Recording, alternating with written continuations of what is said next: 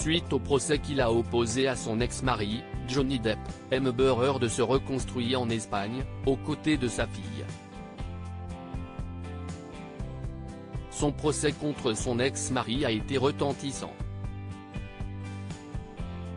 Condamné à verser $1 million à Johnny Depp, suite à sa défaite au procès intenté par l'acteur pour diffamation, Amber Heard a décidé de tourner la page judiciaire. En effet, elle a été vue en Espagne. La comédienne de 37 ans a en effet pris la décision de s'éloigner de la Californie. Le procès était plus que stressant et elle voulait repartir à zéro, a déclaré une source à People.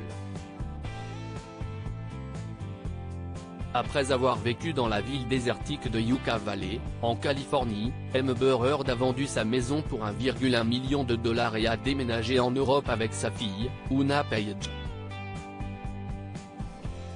C'est sur l'île de Majorque que l'actrice a jeté son dévolu. Elle est capable d'être simplement une mère là-bas.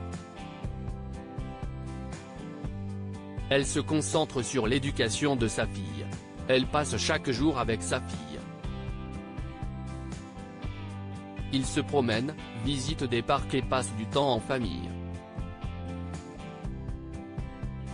Selon de nombreuses sources, l'actrice s'efforce de mettre le traumatisme du procès derrière elle.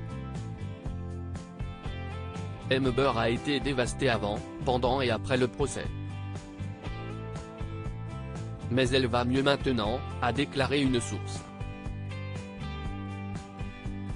La comédienne a d'ailleurs décidé de revenir sur le devant de la scène.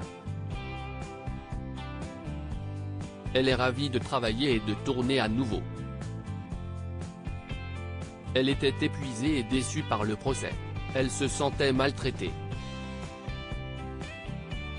Cependant, tout cela est derrière elle maintenant.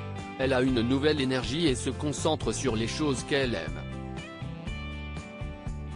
La lourde condamnation d'Amber Heard suite à son procès, le jury de Fairfax, en Virginie, a accordé à Johnny Depp $15 millions de dommages et intérêts. Mais le juge Penny Azkarat a réduit le montant à $10,35 millions.